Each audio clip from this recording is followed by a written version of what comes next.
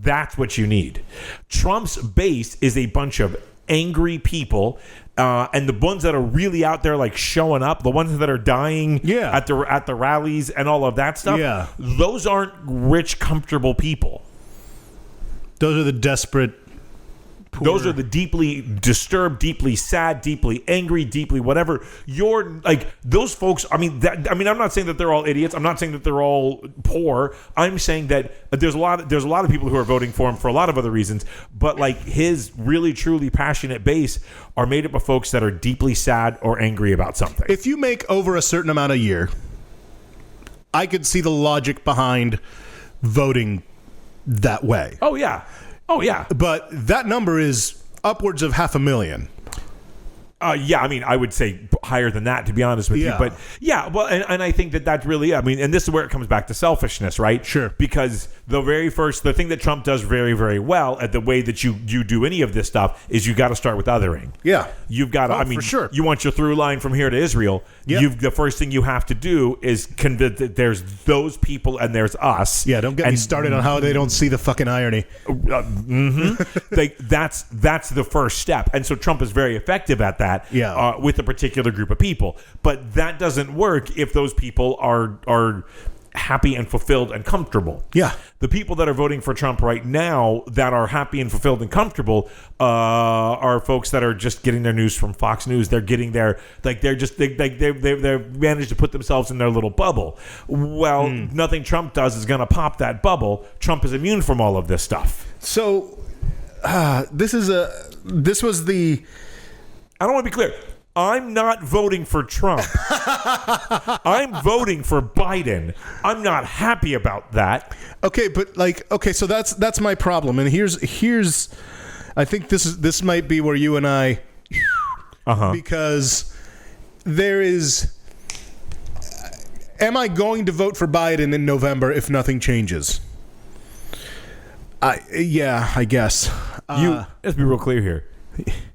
If you don't vote for Biden, if you choose to not vote or vote third party, as far as I am concerned, and I'm speaking as a historian. I'm speaking as like somebody who just despises all of this.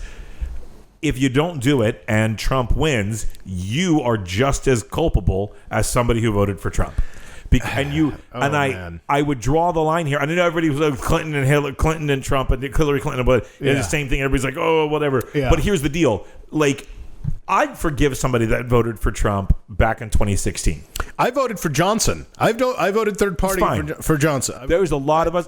When he won, thought, well, maybe this won't be so bad. I didn't vote for him, but I thought maybe this won't be so bad. And then you were wrong.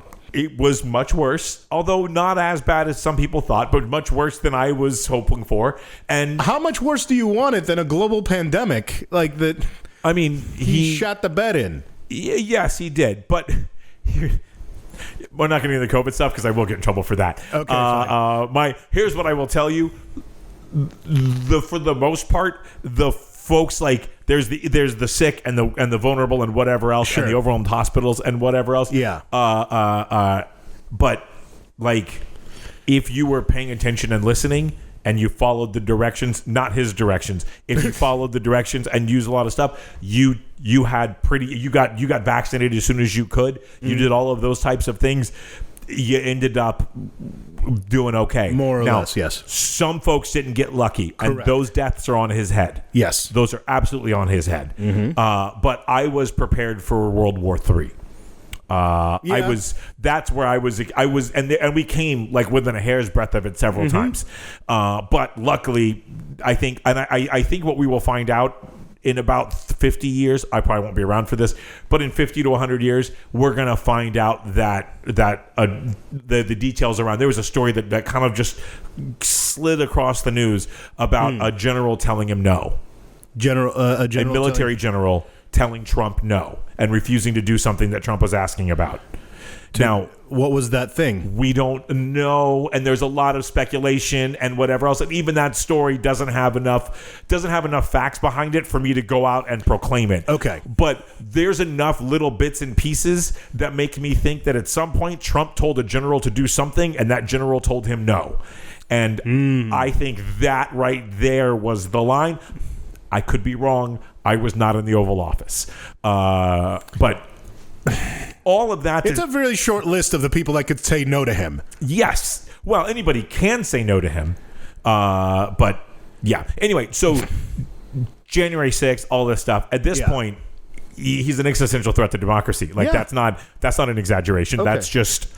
No, that's it. All right. But my when we were on the phone, you said there was an upside to 2020 to Project 2025. Oh, because it's not. Because it will. Right now, we have the sort of Damocles hanging over our heads. Yes. Okay, and we have since 2016, it was like really there. Mm-hmm. But that sword has been moving inexorably closer to us since about 90. I would say 96 to 98, sometime around Newt Gingrich is when that really started to come. Because what happened is the Republicans changed how they were playing the game. They were banging up against the Democrats, and they were coming out with basically a stalemate. And eventually Republicans said, well, what if we stopped doing that? What if we changed the rules of our game? What if we changed our approach? And they've been wildly successful at it, despite their wild incompetence. And Democrats have never gone around to do it. You want to know how you beat it? I'll tell you exactly. How do you beat it? And how long? And more importantly, this good news that we're waiting for, how long till... that was the good news, man.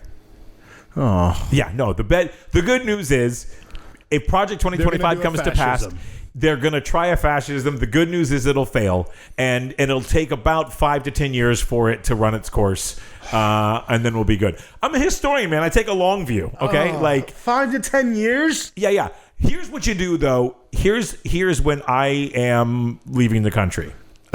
Okay. Because I know a lot of folks talk about doing whatever else, but I've looked at my wife and said, this is when we're leaving. What should really scare everyone is not Trump. Trump's going to die sooner or later.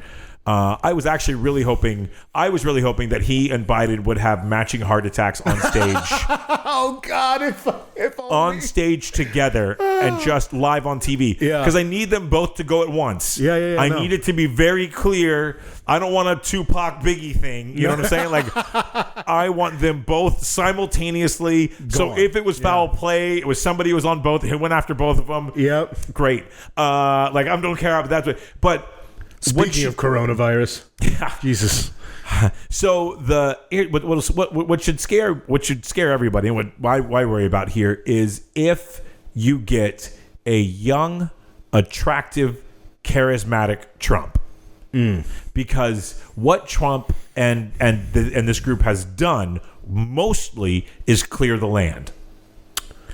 They have normalized a lot of behaviors. They have taken over and gutted the power of a lot of the checks and balances. They've done a whole bunch of land clearing, but the land is just sitting there. Currently, there's nobody really there that can really take advantage of this gaping hole in our democracy. But if somebody young, handsome, charming, and evil comes in, he will use the hell out of that gaping hole. Absolutely. And here, you need like a JFK. You need like an Obama. Oh yeah. You need somebody that's like that amount, like a really eloquent speaker, intelligent, well spoken. Yeah. You need somebody who checks those boxes and is also evil. That's when the second that one shows up, I'm not waiting for them to get elected. I'm gonna start. But Project 2025, if it goes through and if we're successful and whatever else, it's going to kind of salt the land. It's going to ruin it. It's going to ruin fascism for another probably 25, 30 years. 25, 30 years. Yeah, it'll be a whole generation before another group is willing to try fascism again. Oh, okay. So,